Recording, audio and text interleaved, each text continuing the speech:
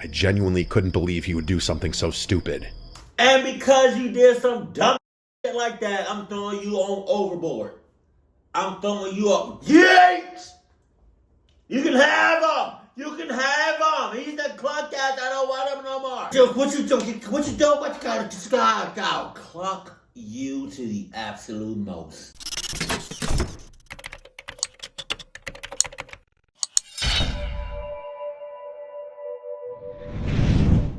I'm 198 pounds of chiseled muscle! Not chiseled, because it's like, you know, I could get abs, but I'm just like lazy, and it takes a lot of work. So, if I did get abs, I would look insane, to be honest with you. But we here. Stop!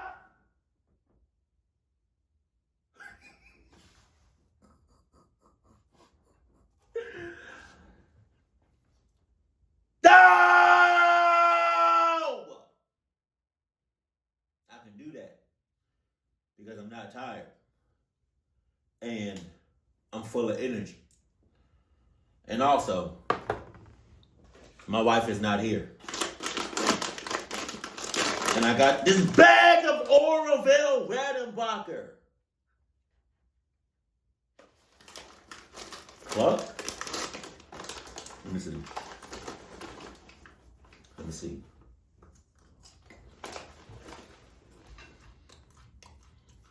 They do not miss. They do not miss at all. Without further ado, let's get this reaction started. Turn volume all the way up. Got noise canceling heavy. Let's go. Sup, though.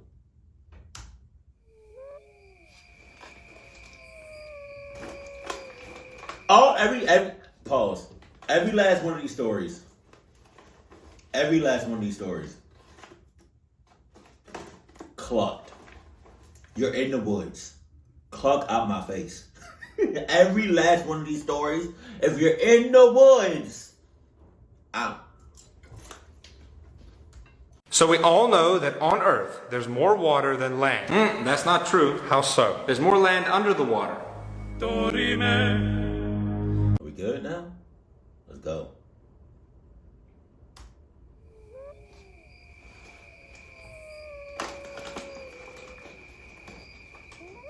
Right.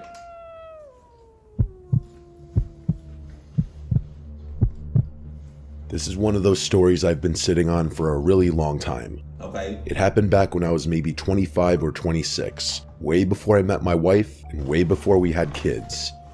I was a completely different person back then. Not in a bad way, just in the sense that I had the kind of free time and risk tolerance that I genuinely can't relate to anymore. I used to do these solo backpacking trips a few times a year, usually somewhere in the Appalachians.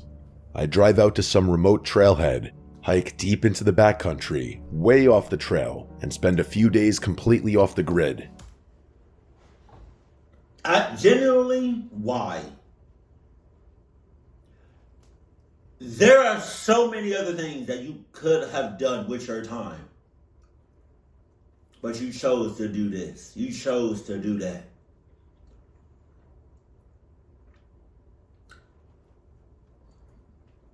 It's something wrong with y'all. To the people that do stuff like that. Stop. Get some help. What was that Michael Jordan meme? He was like, he did it like a commercial or something. He was like, stop. Get some help. Oh, God. Hey. Wasn't there a clip recently of Michael Jackson? Michael Jackson. I meant Michael Jordan. God damn.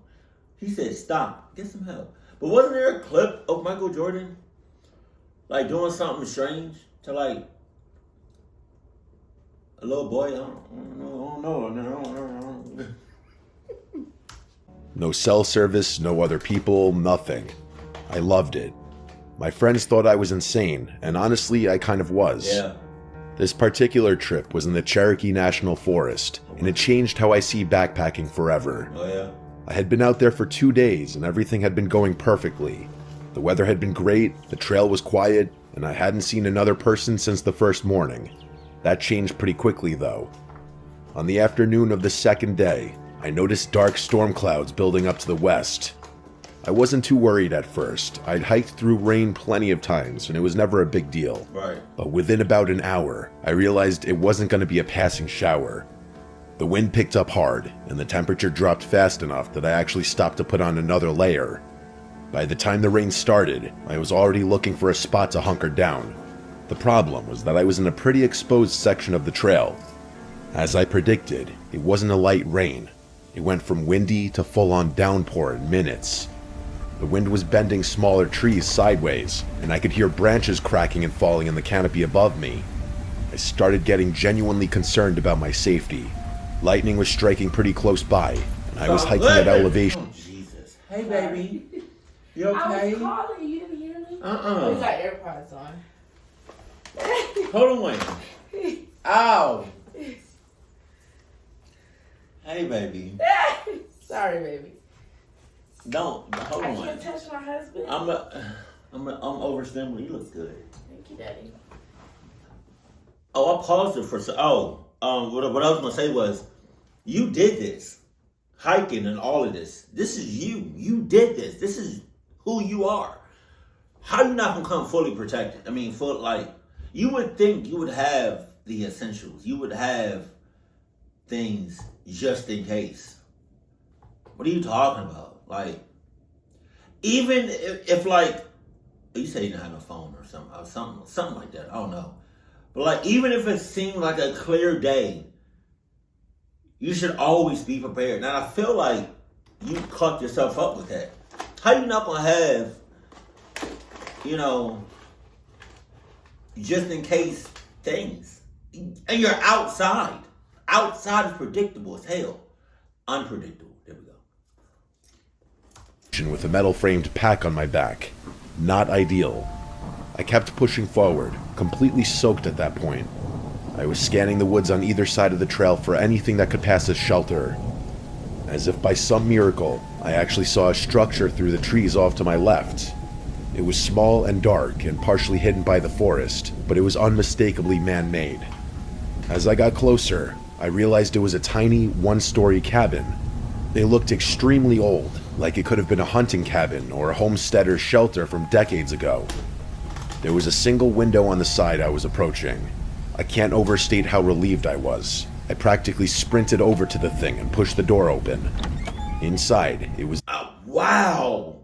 But I understand the weather situation is going on right now, but at the same time, you should have been like, all right, now hold on. This kind of seems like too good to be true because it most likely is. You know? Even though, if I was you, even though I'm getting rained on and the wind is smacking me hard in the face, I still would have been like, I don't know about that house. I don't know about that cabin in the woods. I don't know about that. I'm gonna go in with caution.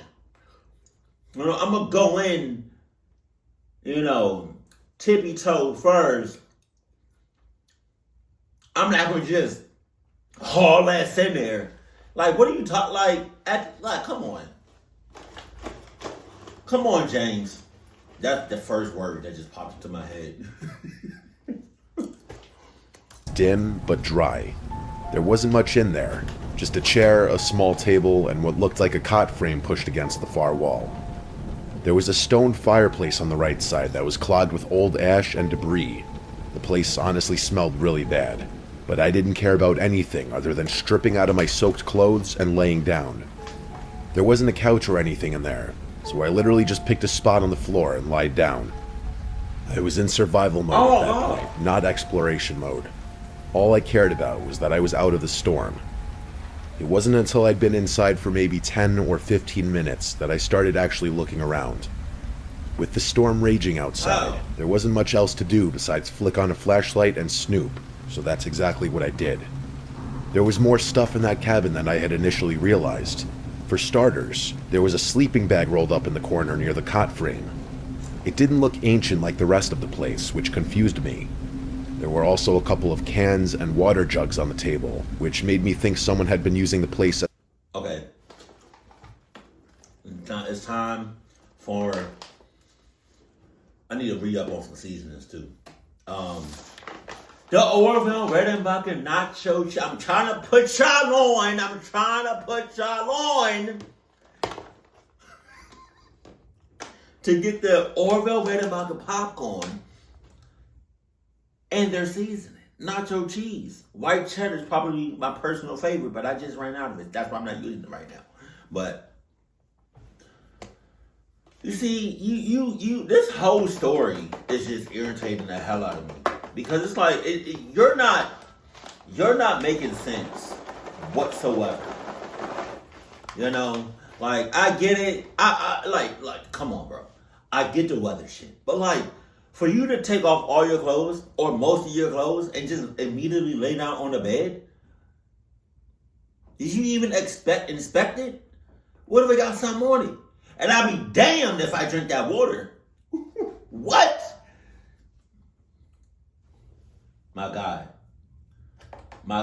In all due respects, I hope you get clucked up.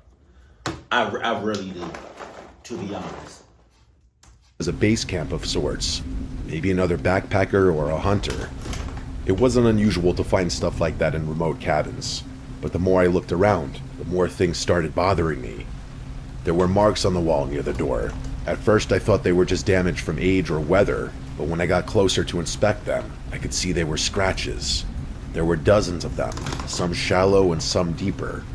There was no pattern or order to the marks, at least not one I could see. I stepped back and looked at the door itself. The handle was a simple latch, which wasn't unusual. Despite the storm, I opened the door just to get a look at the mechanism. There was a metal bracket on the outside of the frame, which looked like it was designed to hold a padlock. The bracket was on the outside. There was no corresponding latch on the inside. That meant the door could only be locked from the outside. Things only got stranger. I shut the door and started looking around the cabin. The only thing I hadn't checked out yet was the window, so I walked over to it. The glass was still perfectly intact, which surprised me given the apparent age of the place. But then I noticed why.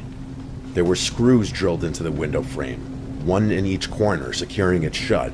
Those had also been driven in from outside, and around the edges of the frame on the inside, there were more scratches, deep ones. These were unmistakable. They honestly looked like someone had tried to pry the window open with their bare hands. All of it hit me at once. Someone had been kept in this cabin, trapped, as in kept against their will. I should have left right then, and I did consider that, but there was a good part of me that felt like whatever had gone on in that cabin was well in the past. Everything in the cabin looked really old. Even the sleeping bag, which did look on the newer side, admittedly, was rigid and dusty. Plus, the last thing I wanted to do was go back out in that storm again, so I stayed. I'm not sure how much time passed, maybe an hour, maybe more. The storm wasn't letting up at all. If anything, it had gotten worse. The rain on the roof was so loud that it was hard to hear much of anything else. That's probably why it took me so long to notice the other sound. I picked up on the scratching or scraping noises from outside, somewhere along the left wall of the cabin. At first, I thought it was a branch, but I couldn't remember if there had been branches low enough to even touch the exterior of the cabin. As I was thinking about it, I heard two heavy thumps on the porch. They honestly didn't sound like storm sounds. This time I stood up. I did that thing where you freeze in place and try to focus by staring at a random spot on the wall. I was trying to listen, but if someone was moving out there, it would have been impossible to hear over the storm. I started getting paranoid that those sounds I heard were just a few of many, and that the rest had been drowned out by the rain. My eyes drifted over to the window. I couldn't bring myself to look through it. If someone really was out there, they'd probably be looking through it. I stayed in that position for what felt like forever.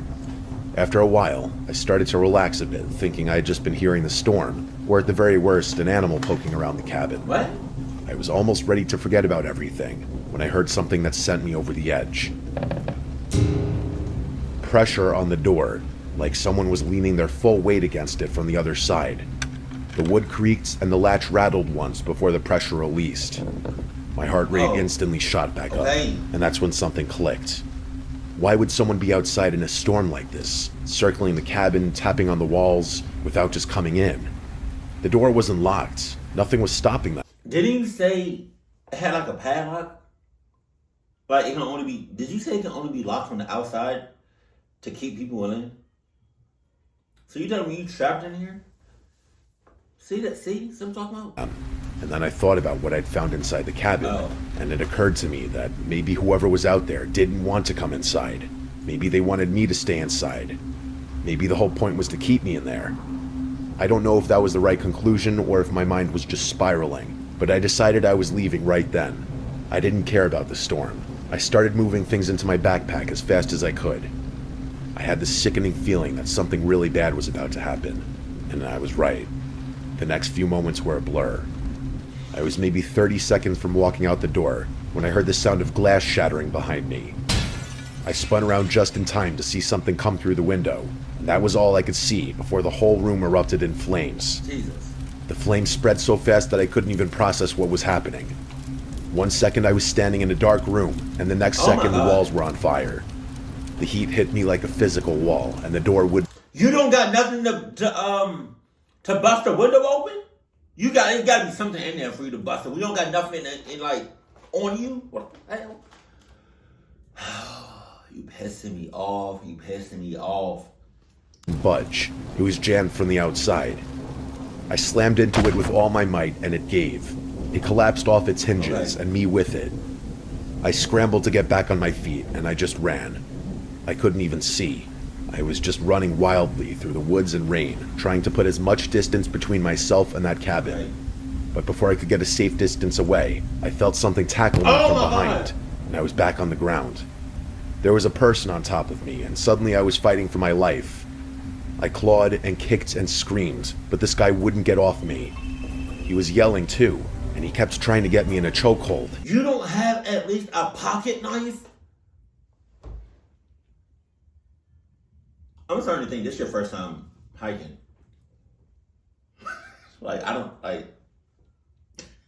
It doesn't, man, cluck you.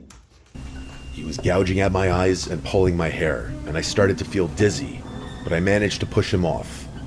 I got back up and kept running, and whoever had just tried to kill me was screaming like a maniac. I looked back twice. I couldn't see my attacker, but I did see the cabin, which was fully engulfed in flames. I think the picture of that fireball is burned into my brain forever. The second time I looked back, the glow was smaller but still visible through the woods, but I just kept running. For all I knew, I was being chased. I didn't stop until my legs gave out. I found a spot where a couple of large trees had fallen against each other, and there was a narrow gap underneath that blocked most of the rain. I crawled under there and just collapsed. I couldn't feel my body. I don't know if it was the fire, the rain, or the attack. Maybe all three, but I was completely numb. All I did was sit in that crouched position and try to keep breathing. I don't know how many hours passed under those trees, but time lost all meaning. Eventually, I felt some feelings start to re-enter my body, and I told myself it was move or die. Whoever was out there was probably looking for me, and he couldn't have been that far away. So I got up and started moving through the woods. I didn't know where the trail was, but I didn't really care. I honestly can't tell you how I survived that night, but I did. I stumbled onto a random trail and just followed it. I was soaked and probably bleeding from multiple places, but I just kept trudging on. Eventually, the rain subsided a bit, at least enough for me to figure out where I was. I made it to some random trailhead. By that point, I hope that it's a nice coincidence, or I don't know how to say, it's a good thing it started raining, because of the fire. But I hope that rain took care of the fire, because if it didn't, it's a cabin in the woods. It's the woods. Now, it just rained, and it's been raining a while, heavy. So I don't know how likely it is for the woods to catch on fire because literally everything is wet. So I guess that's a blessing. But man, The storm had passed. I don't remember too much after that. All I remember is that the first person I saw drove me to a hospital. I had second-degree burns on my left forearm and the back of my neck. Damn. Doctors told me I was lucky I hadn't inhaled more smoke than I did. None of it was permanent, but it hurt like hell for a long time afterwards. By the time I was healed and safe at home, I told myself I would never camp or hike alone again. Someone had intentionally set that cabin on fire to kill me. That's the only thing that makes any sense. It was pouring rain, a full-blown thunderstorm, and the roof was metal. There's no way a wooden structure goes up like that fast unless the wood had been treated with something beforehand. I gave the police everything, or as much as I could, but I could tell they weren't really going to do anything. And to be fair, I wasn't in a charted part of the woods, so it would have been silly to hound them. The only thing I don't understand is the timing of everything. My wife would probably tell you I stopped doing solo trips because I grew up and got more responsible, and she's not entirely wrong, but I honestly never told her about this incident. And I know I'll never go backcountry trekking again alone. you might. I wonder if that cabin is still in the woods in real life. It just burned down. My name is James. This happened maybe 7 or 8 years ago, back when I was in my early 20s and still doing stuff that I probably shouldn't have been doing. I had this friend Charles, who was kind of notorious in our friend group for finding cool places to explore, Wow. like abandoned buildings. Yeah, go ahead and drop Charles. Go ahead and drop that friend of you. I hope you dropped him after this story. I hope you drop Charles as a friend and as a human being after this event. Deadass. Old factories. If it was somewhere you weren't supposed to be, Charles had probably already been there and can tell you exactly how to get in. Jesus. He spent a weird amount of time on Google Earth and these niche urbex forums, and he'd always be hitting the group chat with screenshots of random places he wanted to check out. Most of us would entertain his ideas, but never actually follow through.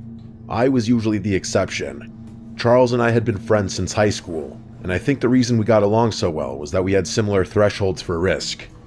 While most of our friends would hear his pitches and go, "That sounds insane," I'd hear them and go, "When are we going?" It was a dynamic that led to some great memories and a few situations that I look back on now and genuinely wonder how we made it out unscathed. This story is about one of those situations. One weekend, Charles texted me about a fire lookout tower he'd found deep in some forest not far away from us.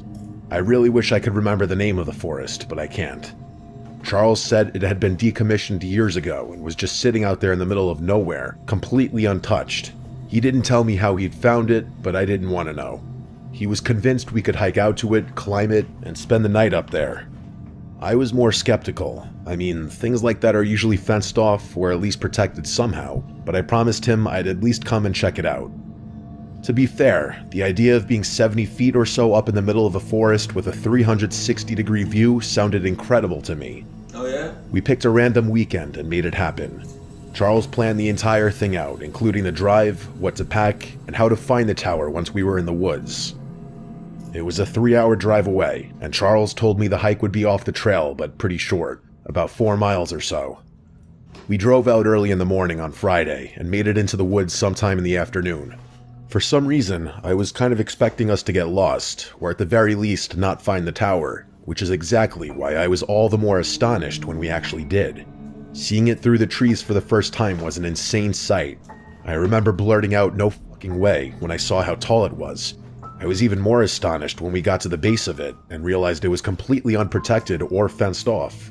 It was just sitting there in the middle of the woods waiting for us to find it. The cab at the top was this small, square room with windows on all 4 sides. There was a metal staircase that zigzagged up the frame, with a section of vertical ladder for the final stretch up to the cab. The whole thing looked like it hadn't been touched in decades. Some of the lower railings were bent or missing, and there was graffiti on the support beams near the base. To be completely honest, it did not look like the type of structure anyone would be eager to climb, but Charles was practically giddy.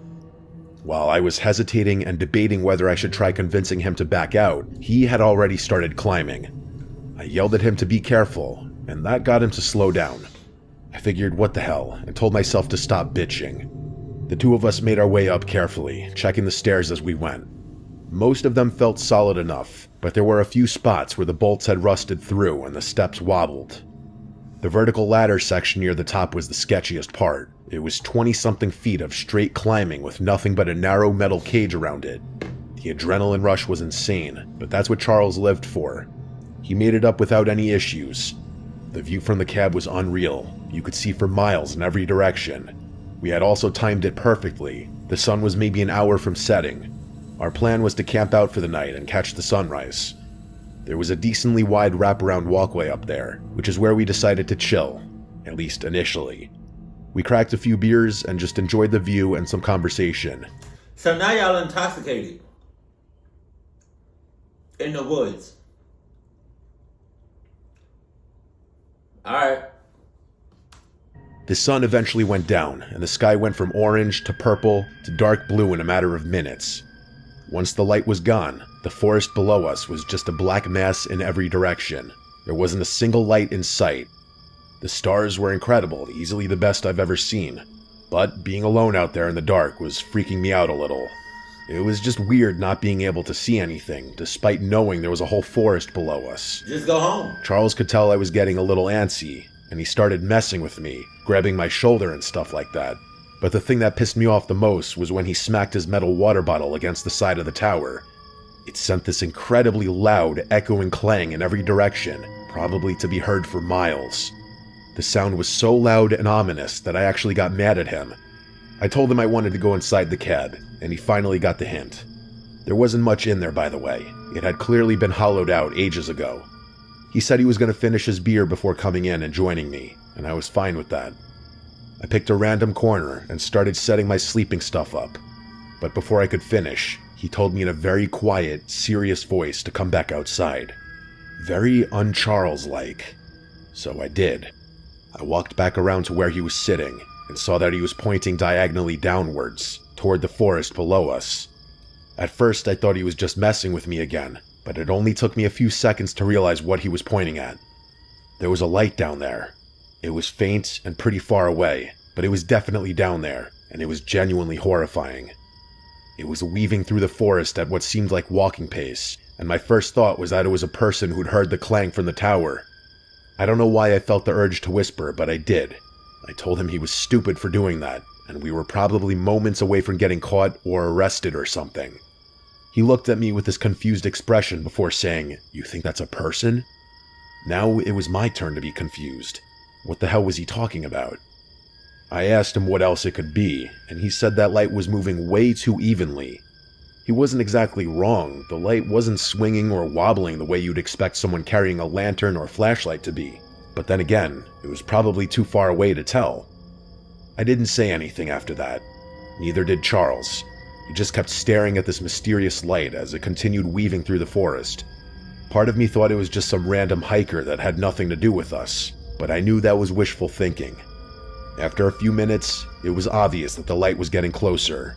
It was also much clearer that the light was moving perfectly, like it was floating or hovering. Charles asked me what we should do, and I didn't have an answer for him. There wasn't really anything we could do. Like, what were we gonna do, climb down? As we were throwing out more theories, the light suddenly zipped forward, like it skipped a beat. Oh. It was really thick, but for a split second that light went from steady, even movement to an abrupt zip forward. Then it was back to steady movement again. What? I started feeling my palms start to sweat, and I could tell Charles was really freaked out too. I kept trying to convince myself that whoever was down there was just wandering aimlessly through the woods. But again, wishful thinking. They were definitely heading for the tower, and after about 10 minutes, they reached it. Oh, wow. At that point, the light was directly below us, and I was bracing myself for someone to yell up to us and announce themselves as police. But no, the light just stopped moving and stayed in that exact spot right below us. From our vantage point straight above, we could see the light itself, but not whoever was holding it. Charles and I stared at it for a while. The suspense was killing me, but it must have been killing Charles even more, because he again did something I wanted to throw him off the tower for. This guy actually yelled, "Hey, are you good?" down at the light, revealing our presence. I looked at him in horror. I genuinely couldn't believe he would do something so stupid. And because you did some dumbass shit like that, I'm throwing you on overboard. I'm throwing you up. Yates! You can have them. You can have them. He's a cluck ass. I don't want him no more. Because that was stupid. That was stupid. You're stupid. You're stupid. We didn't get a response though, and the light didn't even move. We waited a little bit, and then Charles yelled down again, but still nothing. So there we were, 70 feet up in an abandoned fire tower in the middle of nowhere, with someone or something blocking our only exit. We were completely trapped. We must have watched that light for 30 minutes straight, whispering to each other every so often. 30 It minutes? never moved once. I wasn't worried about being secretive anymore. 30 Charles minutes? had burned that bridge a long time ago, so I did something I should have done a while ago. I grabbed my flashlight and aimed it straight down at the base of the tower. But even after I did that, I still couldn't see the source of the light. Eventually, we accepted that there was nothing we could do and tried to go back to what we were doing. What? We went back to talking, but I made sure I never took my eyes off that light for more than a few seconds. Charles thought it was some kind of LED that someone had placed there to mess with us, but who the hell would bother doing that? At some point, Charles said he was going to climb down and check it out, and I told him that was insane. Not only was that inviting trouble, but it was downright stupid and dangerous. As we were arguing about it, I glanced down and realized that I couldn't see the light anymore. There was just darkness and more darkness down there again. I frantically scanned the emptiness below us with my eyes, looking for the light, but it wasn't there anymore. You know the type of flashlight you need when you out there in this situation? I guess when you just out in the woods, right? But specifically, if you out like this and you can't see below you, but I guess just in general, if you're in the woods, you need a flashlight like this. Charles seemed relieved, but I was the opposite. He kept telling me to relax, saying whoever had been there had probably left, but I was more freaked out than I had been when the light was just sitting there motionlessly. The thought that someone could be down there, and now we couldn't even see them, was terrifying to me. Charles reassured me that we'd obviously be able to hear if anyone tried to climb the ladder, which I guessed was true, but I was still really unsettled. Suddenly, I didn't want to be in the open air anymore. I suggested that we wait out the rest of the night from inside the cab, and he agreed. So we went inside and set up our sleeping bags. Neither of us were going to sleep though. That was suicide. Staying awake turned out to be the right decision, because not 20 minutes after going inside, we started hearing noises. The first ones were all metallic clangs that echoed up through the steel frame of the tower. They weren't footsteps, which I want to be crystal clear about, because I was listening specifically for footsteps, and this was not that. It sounded more like someone struck one of the support beams with a wrench or a crowbar. A few minutes later, another one came. This one was more of a grinding sound, like metal being twisted against metal, and it lasted for a good few seconds before stopping. Charles and I kept looking at each other like we were expecting the other one to do something, but there was nothing we could do. The sounds kept coming from what sounded like different spots, which was what really got me because it meant whatever was causing them was moving down there. The sounds continued on and off for a while. I kept trying to map out the sounds in my head, figure out where they were coming from, how many sources there were, whether they were getting closer or staying at the same level. I couldn't make sense of any of it. Charles and I were whispering to each other about what we'd do if we started hearing someone walking up. I was sitting against the far wall of the cab, facing the windows on the opposite side. I'm not gonna lie to you. There's nobody else around us. We miles and miles away from civilization. If you want to come up, that's cool with us. Just know, wholeheartedly, word to my mother, we pushing you overboard. That's it. That's it. Charles was on the opposite side, looking over my shoulder. There were so many windows in there that we didn't feel safe and wanted to be able to see out of all of them. There wasn't much to see though. They were all pretty dark, with the only light being from the stars and the moon. But then, I saw something. A dark outline moved across the glass. My brain couldn't process what I was seeing fast enough, but then it passed in front of the next pane over, and that's what did it. I couldn't help but yell, and Charles scrambled away from the window. The two of us immediately ran over to the door and pressed our backs against it. If someone tried to come through that door, they were going to have to push through both of us. I kept looking for the figure through the windows, but I couldn't see anything. That was impossible though. Unless they were crawling on all fours, I should have been able to see them. Charles and I sat up like that for a really long time, and I could hear him hyperventilating. What followed was the most tense and terrifying few hours of my life. Charles and I sat there in that exact position like our lives depended on it. By the time the sun started coming up, I was completely exhausted. When it was finally light enough to see, I counted to 3 and then swung the door open violently, expecting someone to be crouching behind it, but there was no one there. Charles and I ran around the side of it to confirm that, and it was clear. I looked down to the base of the tower, and there was nothing down there either. We grabbed our stuff and started descending as fast as we could. We made it about 3/4 of the way down the staircase before Charles stopped in front of me. He just stood on the landing, staring down at the next section of stairs. I looked past him and saw it immediately. An entire section of the staircase was gone. Oh! It wasn't just a few steps. I'm talking about an entire section of stairs, straight up missing. It was impossible, but we were staring at it. Someone had deconstructed an entire section of staircase during the night while we were sitting directly above them. That must have been what those sounds were. But that didn't make sense. The noises didn't stop until after I had seen the person up there. So had they really crossed that gap twice? In the dark? No way. Plus, there's absolutely no chance someone could have done that without us hearing it. That would have been a lot louder than a few clangs here and there. We stood on that landing for a while, trying to figure out what to do. We had to just jump across. It wasn't that far, but it was still scary. Charles ended up twisting his ankle, but I was fine. We made it the rest of the way down, and that was that. There was no one waiting for us at the bottom. There was actually nothing there at all, including the metal steps that had been removed, at least as far as we could tell. Granted, we didn't look around too much. It didn't make any sense, but we weren't sticking around.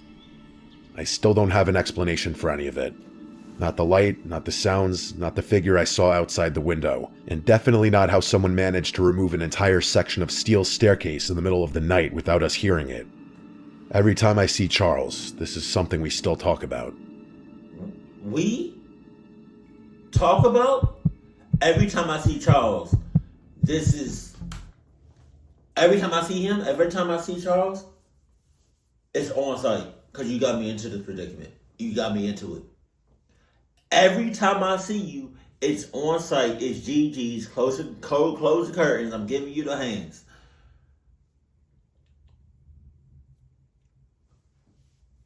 I don't know if it's going to be forever, but it's going to be for a while. It's going to be for years. And you better hope. You better move. Move to a different state or something. Because every time I see you, it's on site. So, yeah. You best move out the country. You best get out this county or the state. You better hope I don't see you again. I go camping alone a few times a year. I've been doing it since I was in my 20s, and at this point, I'm in my late 30s. Wow. So close to 15 years of solo trips at this point. I know the risks, which is why I carry a rifle. This happened about 2 years ago in the Daniel Boone National Forest in eastern Kentucky. It's a massive stretch of forest, over 700,000 acres. Damn! And if you know where to go, you can hike for days without seeing another person. I had a rough stretch of work and my head wasn't in a great place, and I felt like I just needed a few days away from everything. I drove out on a Thursday morning. I parked at a trailhead off a Forest Service road and started hiking. The plan was simple: 3 nights in the backcountry. That was pretty much it. I had my tent, my pack, enough food and water for 4 days, and my .308 bolt action that I always bring on solo trips. The first day was exactly what I needed. I covered about 7 miles before finding a flat spot near a creek bed that looked like a good place to camp. I set up my tent, gathered some wood, and had a fire going by the time the sun started going down. I cooked some food, drank a beer, and sat by the fire until it burned down to embers. The whole time, I didn't see a single person. I fell asleep around 10. I woke up at some point in the middle of the night. I'm not sure what woke me. It was more like my brain just switched on for no reason, the way it does sometimes when you're sleeping somewhere unfamiliar. I lay there for a minute and stared at the ceiling of my tent, but as my eyes adjusted, I noticed something. There was a faint orangey glow coming through the walls of my tent. I unzipped the tent flap and looked out. Maybe 200 yards away, through the trees, there was a fire. Not a big one, it was about the size of a campfire, but it was definitely there. It was flickering, which is how I knew it was a fire. I watched it for a few minutes, waiting to hear talking or something. I wanted to confirm it wasn't some random forest fire, but after a while of looking at it, I couldn't see or hear anything beyond the fire. I watched it a little while longer just to see if it would grow out of control. You know what I don't understand about forest fire? I don't understand how forest fires work. Maybe I'll just... I'm gonna ask Siri. How do forest fires happen? Here's an answer from Wikipedia and other websites. Oh, you're not gonna read it? Okay. Just keep it on the screen for a second.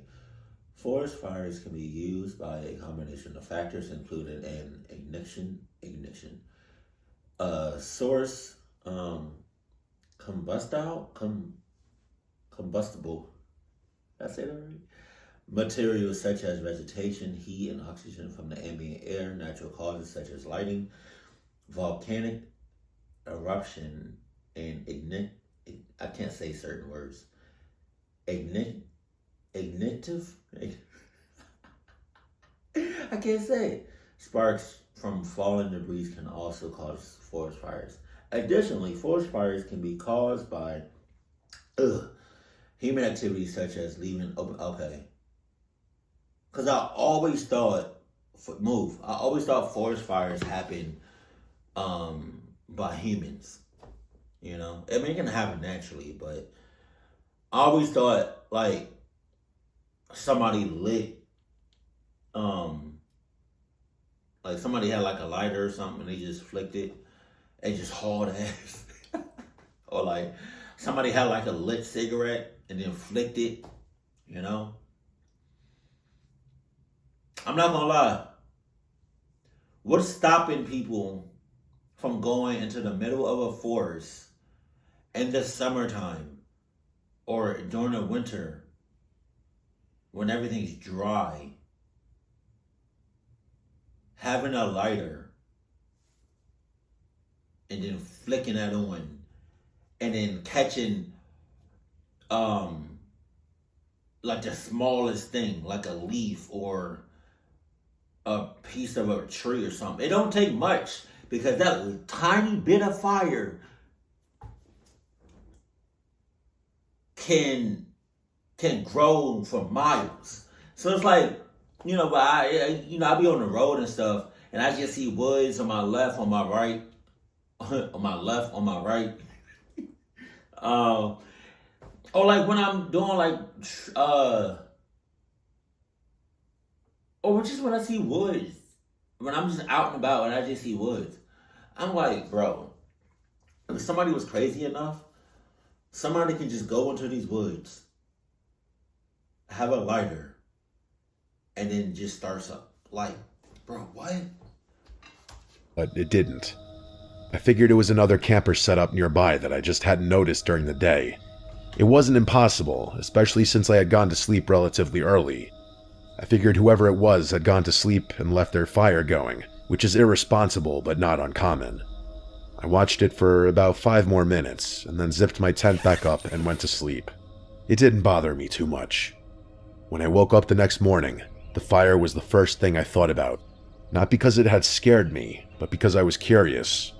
I wanted to see who else was out there, maybe say hi, but mostly to satisfy my curiosity. I packed up my campsite and hiked in the direction where the fire had been. It took me about 10 minutes to reach the area. I was pretty confident I had the right spot. There was a natural clearing that lined up with the angle I'd been looking from. But when I got there, I stopped. There was no fire pit, nor was there a ring of stones or a pile of ash or scorched ground, charred wood, nothing. What? The ground was completely undisturbed. I walked the whole clearing, checking for any sign that someone had been there, but there was no signs of life whatsoever. The area was pristine.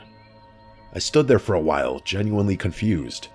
I was certain I'd seen a fire, It had been a campfire burning clearly for at least 5 minutes while I watched it, and yet the ground where it should have been looked like no one had set foot there in months. I considered the possibility that I had the wrong spot, but there wasn't another clearing anywhere near the right distance or direction. There wasn't much I could do beyond that though, so I just moved on. I still had 2 more nights planned, and I wasn't about to cut my trip short over something silly like that. I hiked for most of the day. The terrain changed as I moved deeper into the forest. The creek bed fell away behind me and the ground started climbing. By mid-afternoon, I was in a denser, older section of the forest where the trees were taller and the canopy was thick enough to block out most of the sky. It was quieter in there, which was nice. I found a good campsite around 4. That evening was uneventful. I doused my fire a little after 9 and turned in for the night. I don't know what time it was when the sound woke me up, but it was loud enough to pull me out of a dead sleep. I woke up to this distant, enormous cracking sound, like a thick branch being snapped in half, except it kept going. It was violent, and it lasted for maybe 3 or 4 seconds. At the tail end of it, there was a deep, resonant thud that I could quite literally feel in the ground beneath me. I instantly knew what it was. A tree had fallen somewhere deeper in the woods, or at the very least, a very large branch.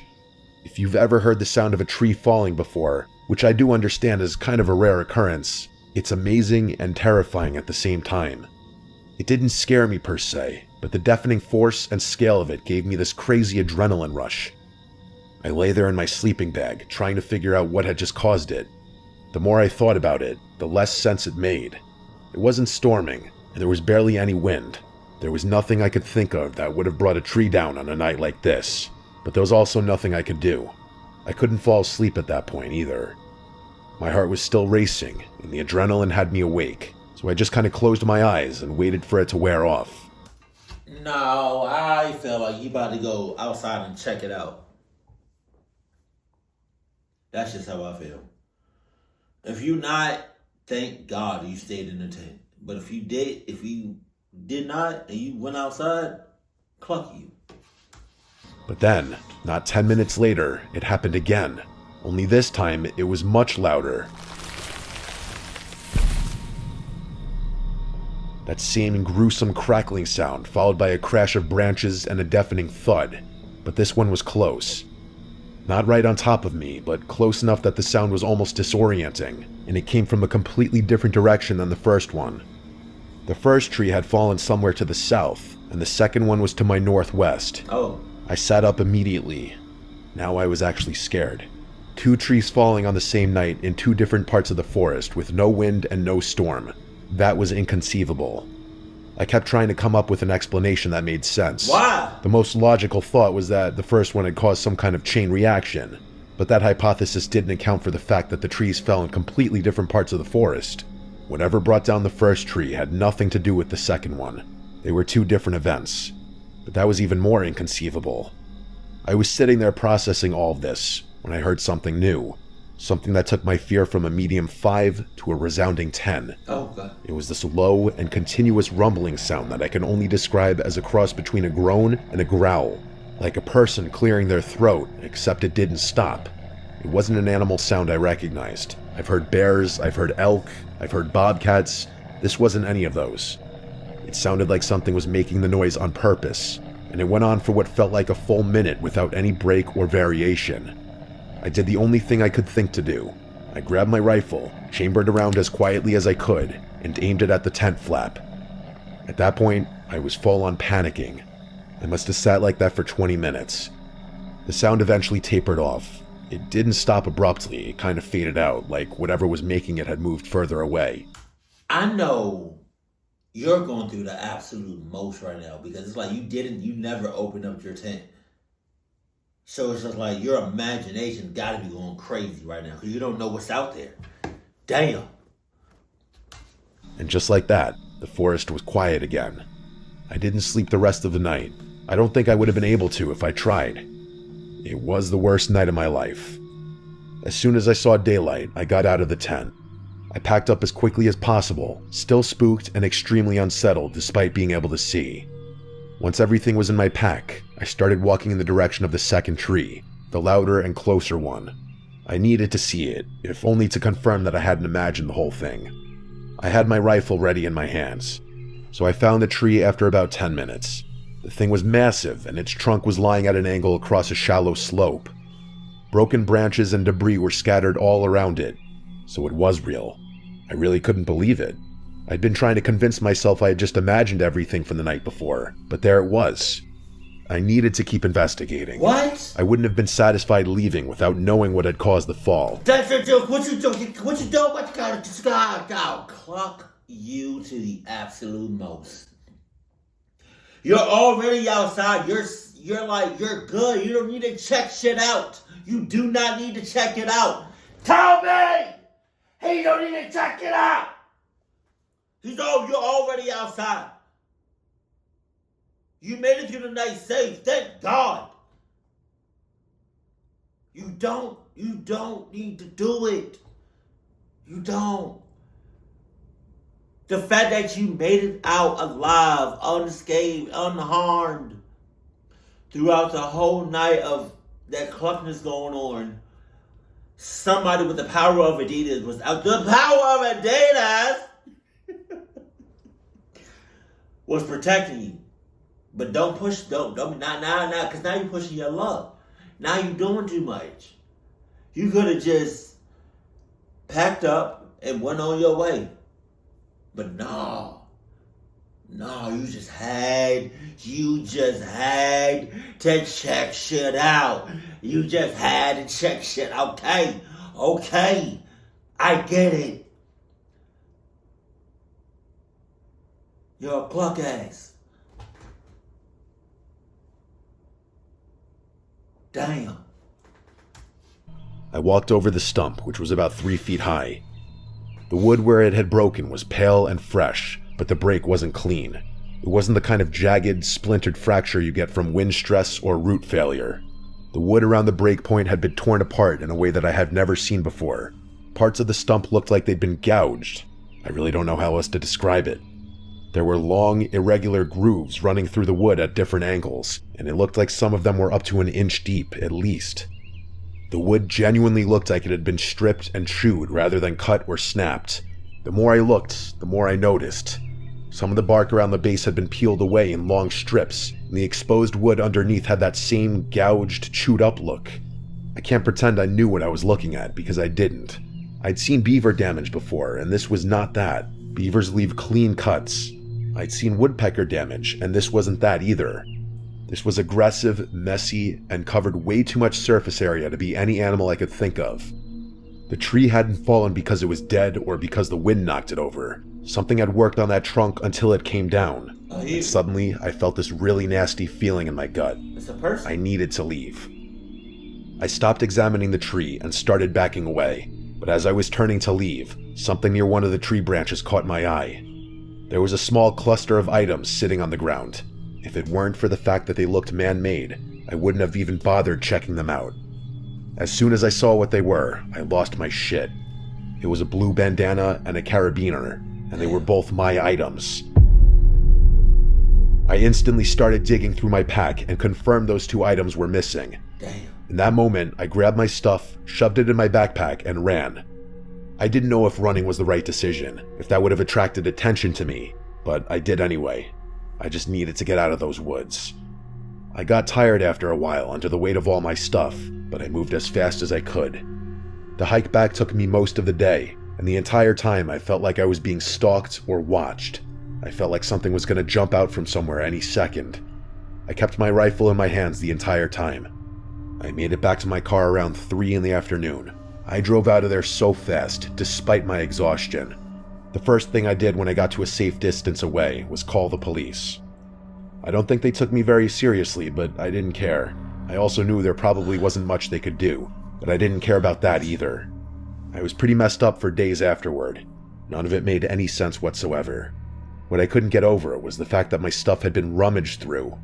Something had either stalked me through the woods, or knew where I was the entire time.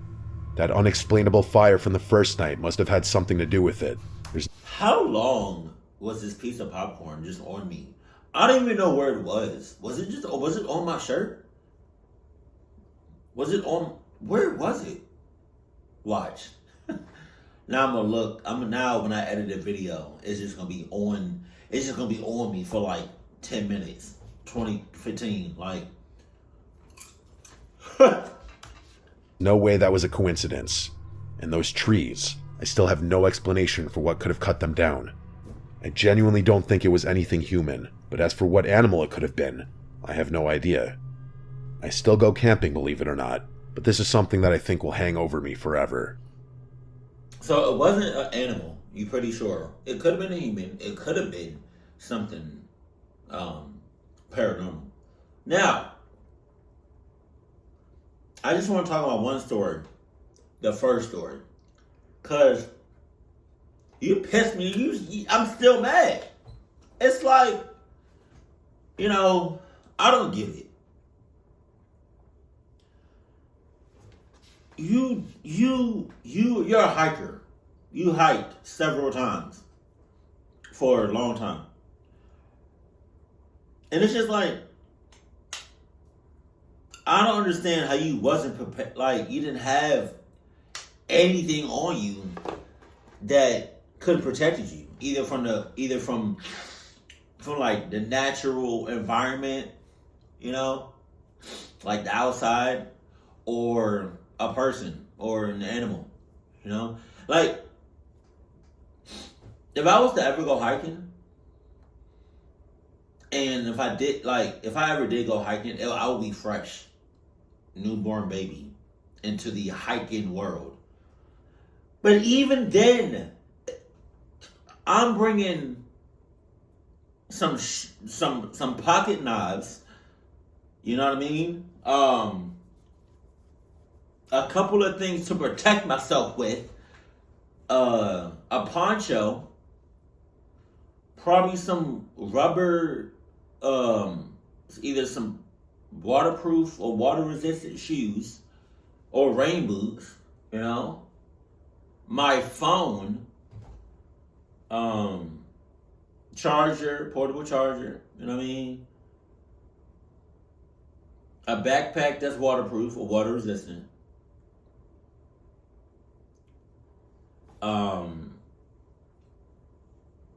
My own water. Adidas is a given. But it's just like, what? Come on.